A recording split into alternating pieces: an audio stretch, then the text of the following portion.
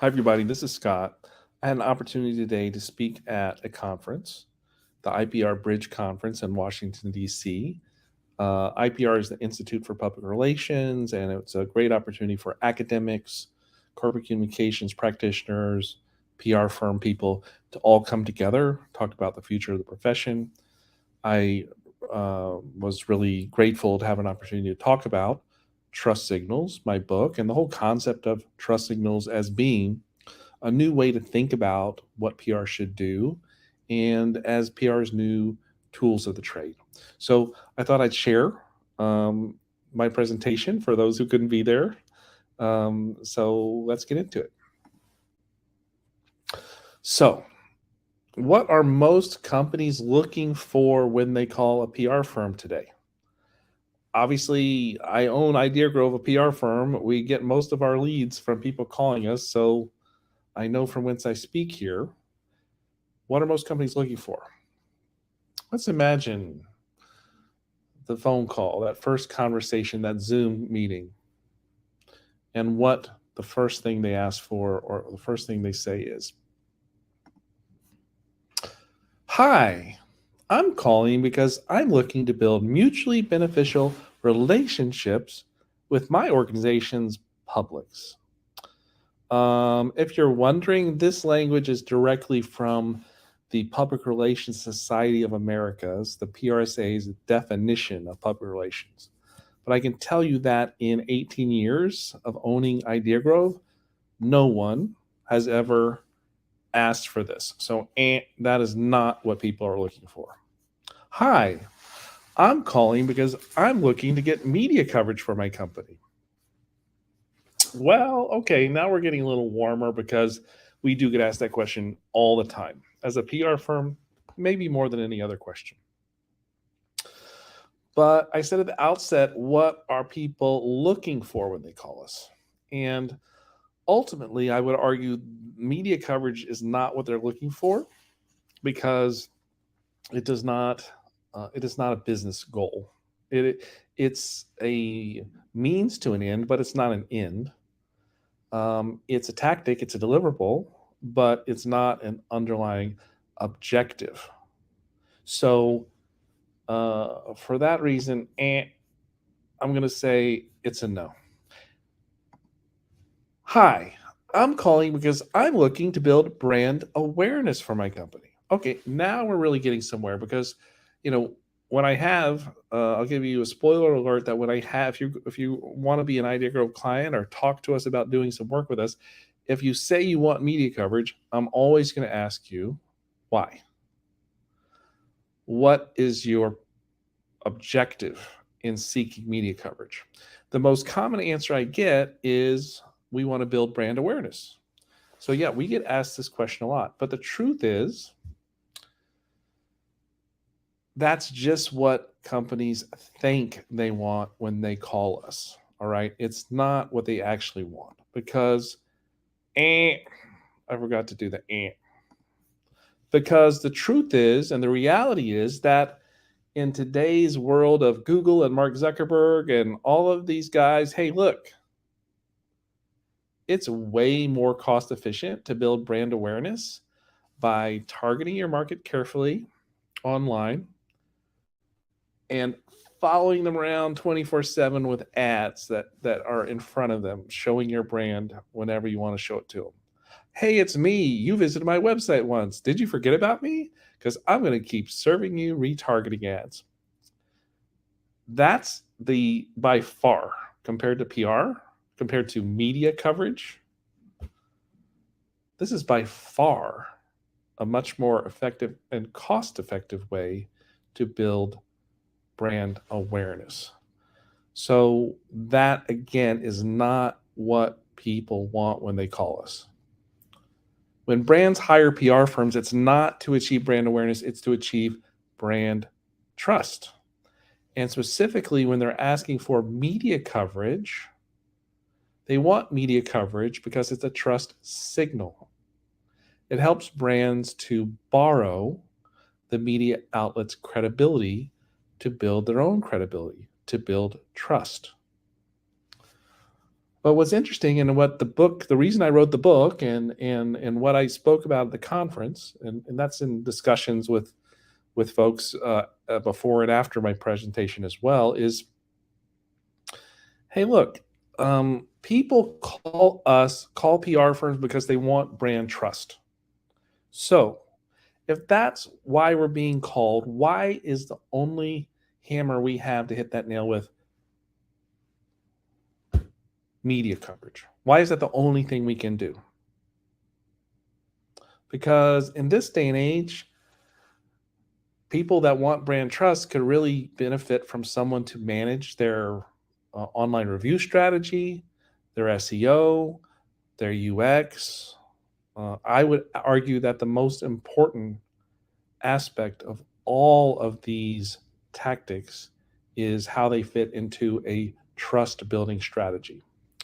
So, why did we just get stuck doing media relations as opposed to uh, taking on this larger goal that people come to PR firms for in a more holistic way? And the answer is that it goes back to the beginning of the profession in the early 20th century. You had this guy, Ivy Lee, who had been a journalist. Railroads, big companies were getting in some serious trouble with the public for being kind of running roughshod over the public, not caring what the public thought of them. It was going to lead to these companies being broken up as monopolies, regulations, lots of other things. And they said, oh, maybe we need the public to like us a little more. So Ivy Lee came in and said, hey, let me be your middleman. Let me be that fair broker, that honest broker who goes to the media and says, hey, I represent the railroads, or I represent these corporate interests. I'm going to be a fair dealer. As he said in what's been called PR's founding document, his declaration of principles, we aim to supply news. This is not an advertising agency. So this conception of PR from the very beginning was PR as that junior partner to that adjunct to the news media, and that between corporations and the media, with the media being considered the primary and really only important gatekeeper of news information and ultimately trust with the general public.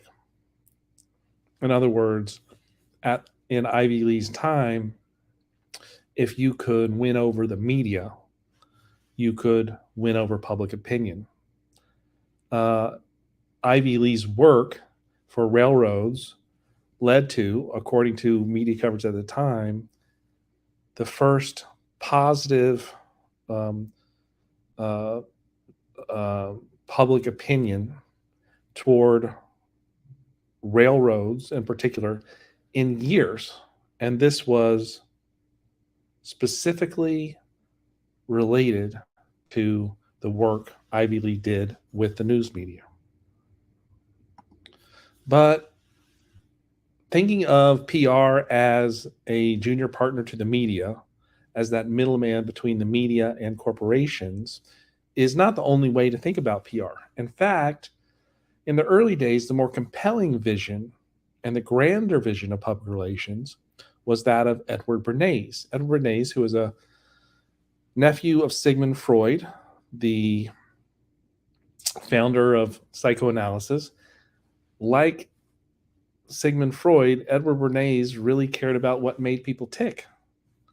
So rather than just focusing on this tactic of, media relations, he wanted to think about, okay, how do I influence the opinions of the public, the audiences my clients are trying to reach?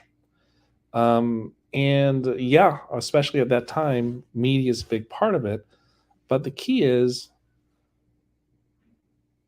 Bernays started with the end in mind, and then the means was the tactic that fell under that larger strategy. So my argument as to why, to go back to my earlier question, why when we're tackling issues of brand trust for our clients, we always gravitate specifically to media relations and media coverage. Um, that why that is goes back to the fact that we aligned with the as a profession with the Ivy League approach to public relations rather than and that's kind of the how of tactics versus the Edward Bernays bigger picture approach to public relations. I mean, Bernays thought PR should be a profession like medicine or law, and to be elevated in that way, it couldn't just be the craft of managing relationships with the media. It was about understanding your audiences, understanding the mind of the consumer, and creating uh, programs, plans to use that knowledge to forward the interests of your clients. It's about the why versus the how. So I would argue that because we focused on the how of media coverage rather than the why of connecting to the audience, that as the universe changed, PR didn't change with it. So I'll give you an analogy. In about 1993, 94, 95, in there, as the internet emerged, you can think of that period as like the information landscape. The information universe was very densely packed. It was like a densely packed fireball, all right, that was the sole gatekeeper between uh, the public and um, and corporations or other clients that were trying to deliver messages to the public. And then you might know densely packed fireball. I'm making a big bang analogy here.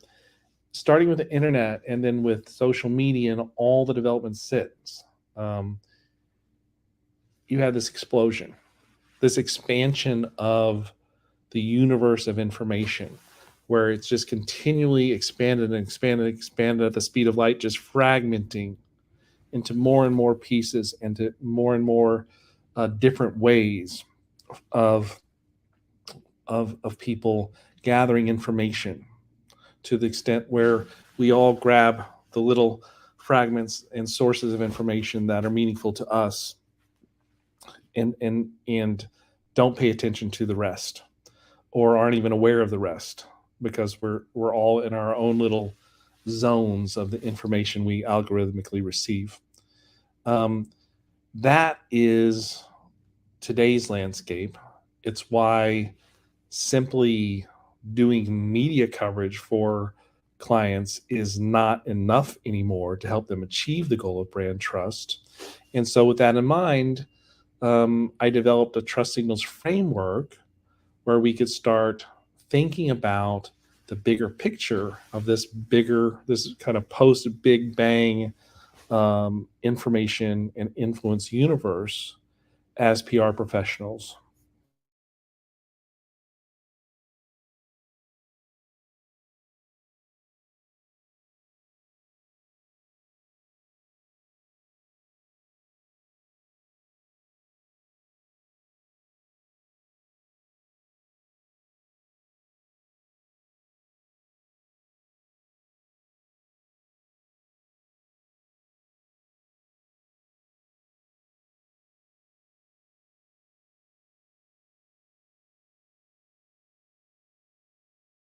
Need um, trust signals or evidence points to build that trust so people will read my book. Right on this slide here, you see Amazon #1 bestseller. That's a trust signal. I worked to develop a biography on the book jacket that would make me look smart and experienced as an expert on the topic. in hopes that that would serve as a trust signal. I sought out praise from well-known people better known than me, to include as blurbs on the book cover. So people who maybe hadn't heard of me, maybe they've heard of the people who are praising me, and that's a form of third-party endorsement that builds trust. Soliciting soliciting 5-star reviews on Amazon. The more reviews you have, it's been documented, the more reviews you're able to solicit early on after you release a book, is directly related to the long-term success that book has or doesn't have. It's a trust signal. Acclaim on social media by people you follow. So in the business of PR and marketing, to the extent people that are well-known are sharing their experiences, they've read the book, they're praising the book on social media, or they're saying good things about me or my ideas, that's a trust signal. And then if you look at the bottom right-hand corner of the slide, of course, getting in the news media. We've been in a lot of podcasts, we've been in some trade publications talking about the book, published byline articles and other marketing and PR publications. That's news media coverage, and that serves as a trust signal too. But if we as PR people, when we're thinking of building trust, as we look at this example of building trust for potential buyers and readers of this book, if all we did was the news media coverage, would that be enough to sell the book? If you didn't get the 5-star reviews, if you didn't think about the biography, you didn't get those endorsement quotes on the book, if you didn't get those social media influencers endorsing you, would the media coverage be enough? I don't think so. I think that you can take the lens of PR, the approach that is unique to PR, where we're all about organically and authentically building relationships rather than buying them with advertising or buying exposure with advertising. Apply that across the board. And suddenly there's a universe of ways, a universe of trust signals that are now tools in the PR practitioner's toolkit to truly serve our clients in a more holistic way when they call us asking to help them achieve brand trust. I talk about trust signals as forming a breadcrumb path. In digital marketing, inbound marketing, they talk about the marketing funnel. Well, I talk about the trust breadcrumb path as being kind of the PR version of the marketing funnel. And I'll tell you how it works. We have a team member, no longer with the agency, but has a great employee with us for some time, named Lori. She had a baby. As she was preparing to have the baby, she and her husband were getting the nursery ready. They had gone over their budget, so by the time it was time to buy a crib mattress, Lori wanted to save money because since they were over budget, she was going to buy an inexpensive one. But then it occurred to her that she had seen a social media post by an Instagram post by an influencer before she even became pregnant, in which the influencer talked about the importance of buying a non-toxic crib mattress. And it came back to her. She couldn't remember the brand of crib mattress that the influencer recommended or spoke about in that video, but she decided to do a Google search. So she looked for safest crib mattresses. And guess what? In the first 3 results on the first page of Google, the brand that this influencer mentioned popped up. And she made the connection. Oh, that's the brand. I recognize the name. Next step, she said, well, okay, let me see. This crib mattress is definitely more expensive than what I had in mind, but let me look at see what else I can find out there. So then she found all these reviews, 5-star reviews saying great things about this mattress. And then she came across this certifying organization that issued a seal of approval, a trust seal to this organization for the quality and safety of its mattress. Then she came upon an article in Parents Magazine endorsing the crib mattress. So you can think of all these touch points, all these things that she found as trust breadcrumbs that eventually led her to the mattress company's website where she ended up making the purchase. And so again, the question I ask PR people is, would Lori have bought the crib mattress that was more expensive than what she originally planned to buy if she had only seen the article in Parents Magazine? I think the answer is no, right? So why do we want to do just one small part of this larger job for our clients? In this day and age, it just doesn't make sense. Influence is a continuum today.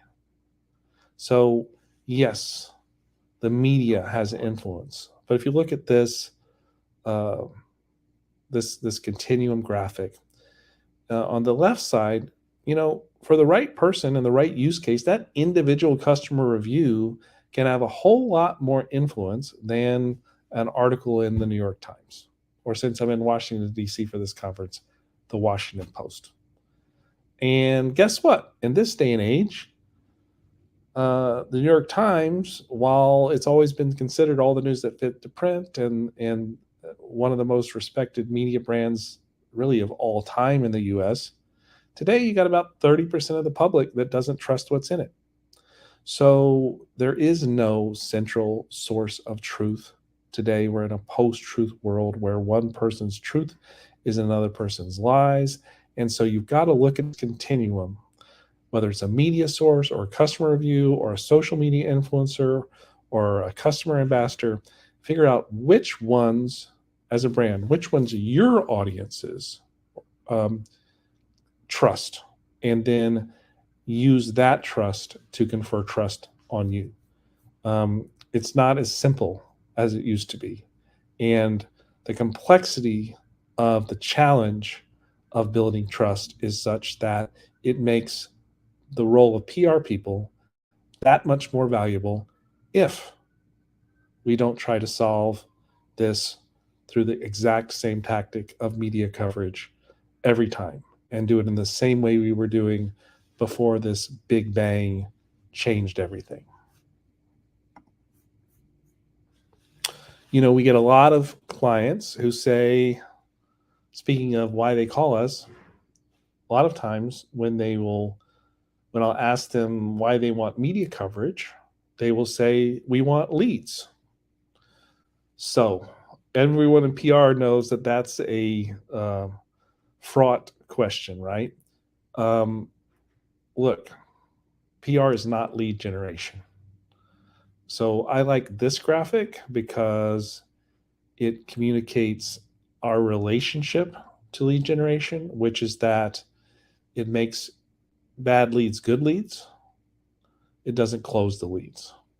It doesn't create the lead, but at every stage of the marketing funnel, it makes it more likely that lead will follow the path faster down to the next stage in the funnel.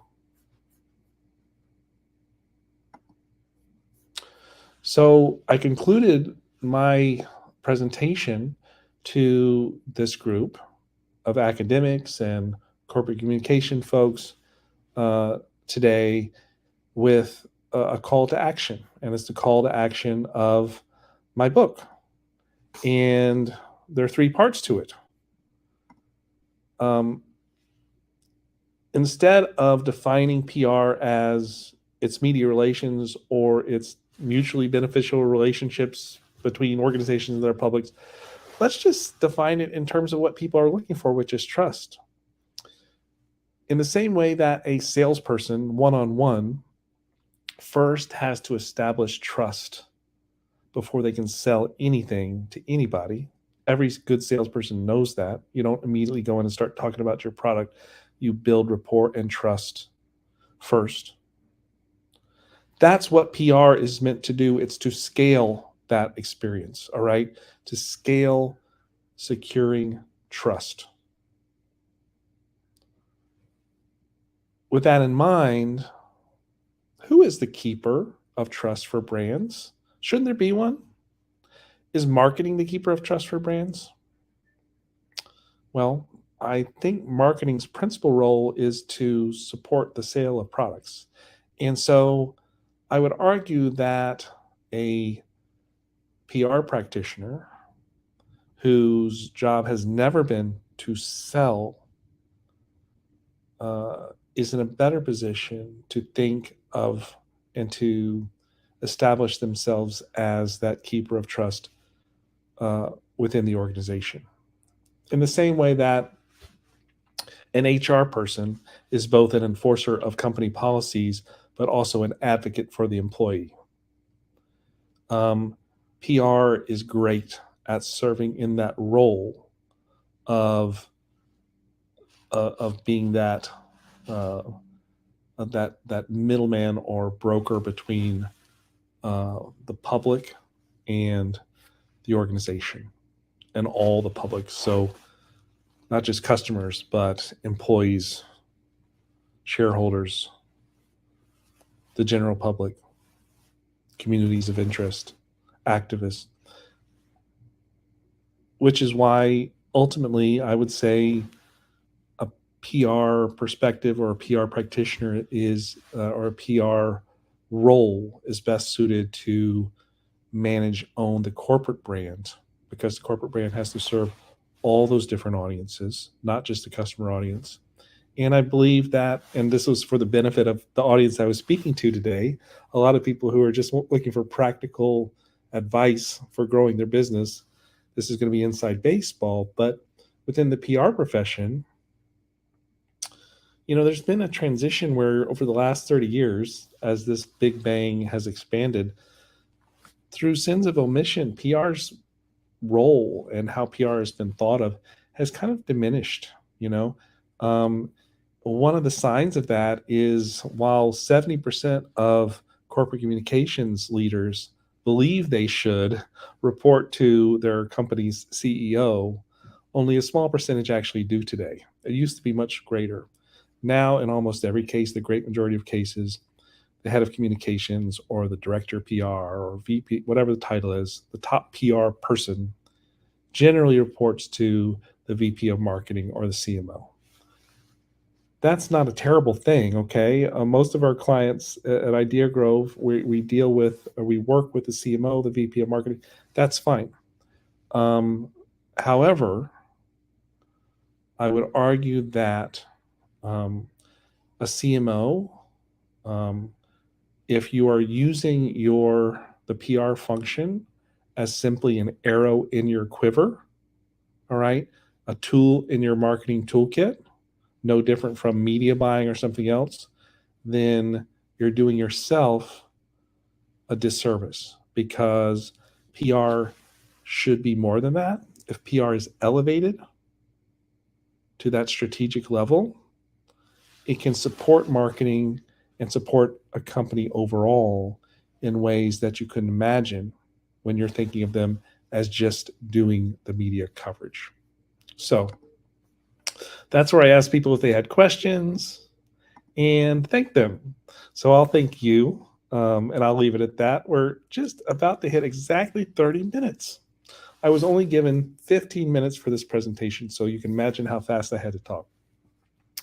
I am glad I had more time to talk about it with you guys today. Please DM me, Send me questions. Love to talk about this stuff anytime. Take care. Bye.